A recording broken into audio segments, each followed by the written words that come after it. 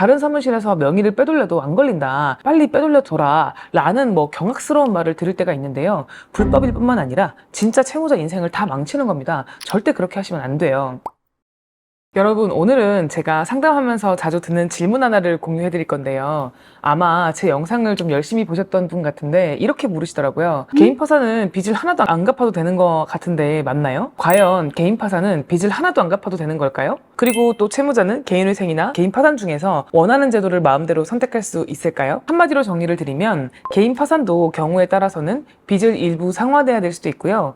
채무자가 원하는 제도를 마음대로 선택할 수는 없습니다. 개인회생과 개인 파산의 신청 자격이 다르기 때문입니다. 특히 개인 파산은 개인회생보다 조건이 좀 더 까다롭기 때문에요. 대체 어떤 경우에 개인 파산이 안 되는 건지를 제가 한번 싹 정리해 드리도록 할게요. 첫 번째는 개인 파산의 신청 자격 때문인데요. 개인 파산을 진행하려면 소득 활동을 거의 하고 있지 않아야 됩니다. 소득이 없거나 또는 매우 적어야 된다라는 그 내용을 보고 일을 그만두겠다라고 하시는 분들도 계시는데요. 개인 파산 직전에 갑자기 일을 그만두게 되면 법원에서 그걸 인정해주지 않겠죠. 물론 불의의 큰 사고를 당해서 일을 쉬어야 되거나 원래 건강상의 이유로 일을 하지 못하는 경우라면 당연히 말이 되겠지만 말입니다. 최근 소득이 어느 정도 있었다면 개인 파산보다는 사실 개인회생이 더 적합할 수 있습니다. 두 번째는 대출을 받아서 좀 좋지 않은 곳에 사용을 한 경우인데요. 개인회생에서도 물론 대출금 사용처가 좀 불성실하거나 안 좋은 경우에는 채무자에게 변제금을 올리라고 한다거나 변제 기간을 늘리라고 한다거나 이런 불이익이 좀 있을 수 있는데요. 이게 사건 자체를 진행하지 못하는 이유가 되진 않거든요. 근데 개인 파산에서는 대출금 사용처에 주식이나 인터넷 도박이나 이런 문제가 될 만한 사용처가 너무 많으면 면책 불허 결정을 내려버릴 수도 있거든요. 면책 불허가 사유에 대해서는 뭐가 있나 이 부분은 따로 영상으로 설명을 드린 적이 있긴 한데요. 간단하게 알려드리면 채무자 회생 및 파산에 관한 법률에서 규정하고 있는 면책 불허가 사유 중에 하나에 해당되면 개인 파산 선고는 받을 수 있어도 돈을 갚을 책임을 없애주는 면책 결정을 받기가 어렵습니다. 면책 불허가 규정 중에 하나에 사행성 사용처가 많은 경우라는 게 이제 규정되어 있기 때문에 대출금 사용처가 좋지 않은 이런 채무자의 경우에는 개인 파산을 진행하기가 조금 어려우실 수 있다는 겁니다. 세 번째는 최근에 재산을 팔아서 가족이나 지인에게 빌린 돈을 갚았거나 본인 채무자 명의의 어떤 재산을 다른 사람으로 돌려버린 경우가 있을 수 있는데요. 두 번째로 설명드렸던 그 이유와 좀 비슷한데 이렇게 최근에 재산을 처분하거나 명의를 이전해서 채무자의 재산을 빼돌린 것처럼 보이는 경우에도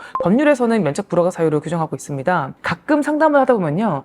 다른 사무실에서 명의를 빼돌려도 안 걸린다. 빨리 빼돌려줘라. 라는 경악스러운 말을 들을 때가 있는데요. 불법일 뿐만 아니라 진짜 채무자 인생을 다 망치는 겁니다. 절대 그렇게 하시면 안 돼요. 그나마 개인회생에서는 재산을 팔거나 지인한테 돈을 갚았다고 하더라도 인가가 안 나거나 면책이 안 되진 않거든요. 그런데 개인 파산은 이런 것들이 다 면책 불허가 사유로 규정이 되어 있어서 자칫하면 면책도 못 받고 파산자로 살아야 되는 거죠. 자, 이제 왜 개인회생보다 개인 파산을 진행하는 것이 더 까다롭고 어렵다고 하시는지 이해가 되셨을까요? 개인회생은 문제는 될 수 있지만 수습은 가능하다. 개인 파산은 면책 불허가 사유가 법률적으로 규정이 되어 있다 보니 결국 면책 결정을 받는 게 개인회생보다는 수습이 좀 더 어렵다 정도로 이해를 해주시면 되겠습니다. 그렇다면 만약에 빚이 늘어날 대로 늘어나서 진짜 어떻게 안 되는데 수입은 없고 개인 파산을 진행하기에는 걸리는 부분이 너무 많고 이런 경우에는 수입이 없으니까 개인회생도 안 되고 개인 파산 사유에도 걸리고 이런 경우에는 진행이 안 되는 걸까요? 평생 채권자들을 피해서 도망만 다녀야 되는 걸까요? 솔직히 말씀드리면 이렇게 극단적으로 상황이 어렵고 해결 방법이 개인 파산밖에 없는 경우에는